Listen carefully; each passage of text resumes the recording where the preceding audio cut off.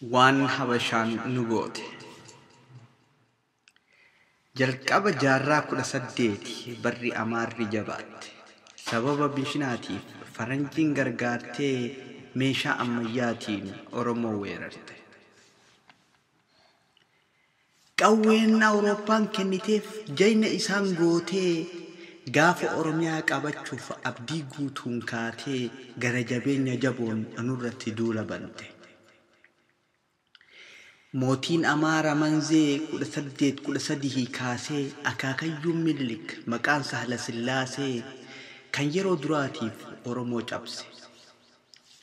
Naannoo Shawaa kaabaa godhatee qubsuma osoo hin dhaabin addaan weerara akka hamaa waggaa 34 qabsiisee walitti yeroo 84 duulee Oromoo irratti hamma du'ee dabrutti bara 1847tti.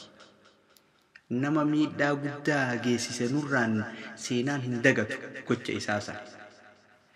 Warri ijaan argan ni jiran gaafa san ilmaan nafxanyootaa ardhas waakkatan. Ragaa haqaa qabna baay'ee kitaaban kan alagaan barreessee hedduudha lakkoofsaan seenaa manguddoonnis dabarsan afoolaan.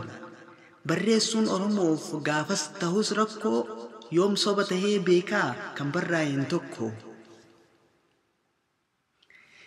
Seenaan keessan afoolaa hin jiru ragaan jedhanii dubbatan guuttatanii afaan. Mee beekaati moo wallaala jennaan yoo itti garsiifne kan ijaan argan kan gurraan dhagayanii amanuu dandayan. Afaaniin dubbadhee irra dabruuf hin jenne dhugumaan dhiheessaa ragaa quubsaa kennee qalbiin na caqasaa seenaa soban qabne. Akkuma qara kaasee maqaa Sahla Sillaasee kan dura nu cabsee isa tahuu ibsee akkamittii fi yoomii ragaa dhiheessee gochawwan suukaneessaa isaa gattarreessee kan hin beeyne haa beekuuf itti himee barsiisaa tooftaa ittiin nu cabsan san lamuu karaa cubsiisaa. Akaakayyuun isaatu gochi isaa fafaa maaf gurri na dhagayaa Minilikuma qofa wal dhaalchisan aangoo yoom jarri nuuf rafa hunduu nuuf hin naane nu haxaawanii lafaa kunoo seenaa isaanii amman isiniitti dhufaa.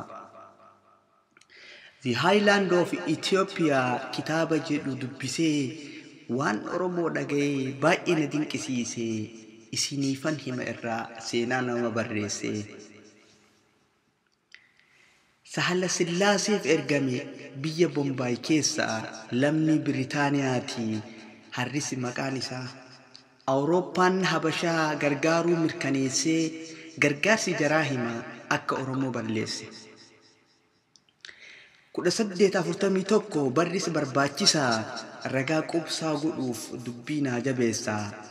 Ebla 24 baruma kana keessa mootummaan Ingilizii akka ajaje ibsee barreessaan Bombaayii xalayaa barreessee hoogganaa injiinaroota harrisiin dubbisee ankoobar akka dhaqa gara Sahla Sillaasee Abisiiniyaa kibbaatti ergamuu kan addeesse kitaaba isaarra jira ragaa maxxansee.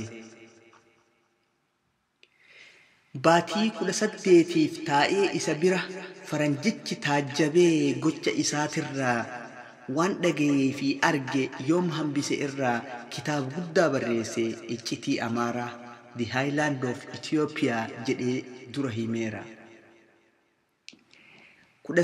1844tti Londanitti maxxansee yeroon arra dubbisu ilmaan na boochise gocha gara jabeenyaa mootii Sahla Sillaasee mee isiniifin seenessaa dhagayaa waan dubbise.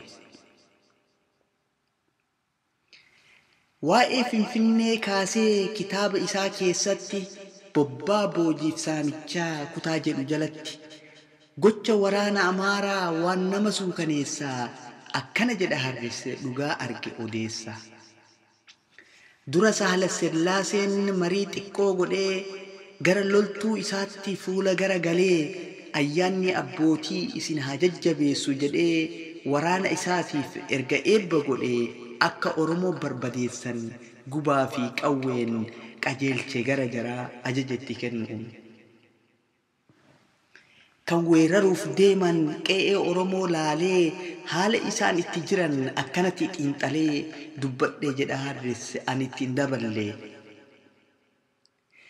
Loon lakkaawwamu dhibbaan marga dheedaa jiran balaa itti dhufaa jirtu tikseen quban qaban maatiin jaraa weddisaa qe'ee keessaa dalagatan hidhatanii hin baane ittiin qophooyne isaan. Aduun dhihuuf deemti golgola yeroon jara kana balleessuuf balaan hin yaadamin waraanni Amaaraa kumaatama ta'an akka bineensaatti warri nama nyaatan osoo isaan hin beekin dhokatanii dhufanii akka galaanaatti irraan dhangala'an. Dheessuu eegalan uummanni rifatee qawwee fi ibiddaan Amaarri weerartee kan dheessu lubbuuf ari'anii ajjeesaa midhaaniif mana isaanii gubuun barbadeessaa fagoorraa mul'ata bilbilli ibidda isaa kan naannoo sanii ifu waan nama dinqisiisaa aarri achi bahu waaqa dukkaneessa. Loonni isaanii oofatuun saamicha gaggeessaa akkasitti Amaarri Oromoo balleessaa yeroo duraatiif seene Finfinnee keessa. Tarkaanfii waraanni isaa fudhate ilaalee Sahla Sillaaseen boonee gammachuun if wallaalee dachii gaarii argan tan uumaan badhaate baay'ee mirqaanan warra Amaaraaf taate mandaroota babbareedoo lafa qonnaan miidhayte dirree margi isii halaalarraa lalisu kan burqaaleen bishaansii fagoorraa calaqqisu. Gaaddisa mukkeeniin mandara badhaate naannoo yeroo dheeraaf hin weeraramin turte waraanni Amaaraa Finfinnee qubate. Diinan nuti duulaa Oromoon tasuma hin yaanne Inxooxxootti baqachuufillee yeroo hin arganne qabeenya isaanii gatanii lubbuu hambisuutti baqatanii jara jalaa dhokatan bosonatti manguddoo dardara dubartii ijoollee osoo hin jedhin ija tokkoon laalee kan muka kore mukarraa buusanii nama ijaan argan cufa adamsanii haal duree tokkoon malee qabanii ajjeesanii reeffa ciisus qaama irraa muratanii erga biyya saamanii ibidda itti qabsiisanii walitti qabanii horii jaraa oofatanii bakkee fi qe'ee reeffa Oromoon guutanii faacha reeffarraa muratan qabatanii bahanii gammachuu injifannoo Amaarri lafa dhiitanii.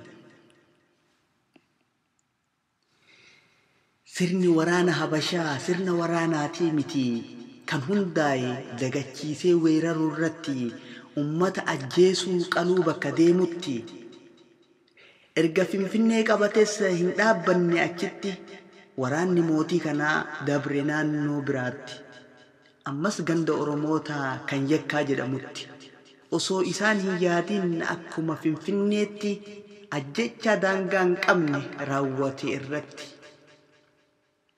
waraanni Amaaraa addaan faffaca'ee wal waamee dhufa dibbee rukutee hojii godhatee saamicha raawwachuu shamarran booji'ee horii oofachuu qaanii tokkoon malee sirbuu gammachuu.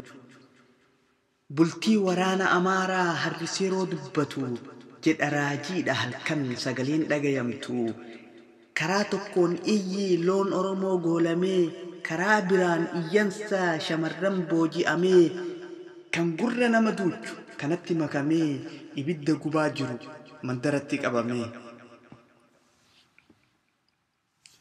Waggoota 40 gidiraa agarsiisee Oromootti shororkaa akka malee buusee waaqni lubbuu isaa fuudhe Sahla Sillaasee 1847 barrisee barbaachisee.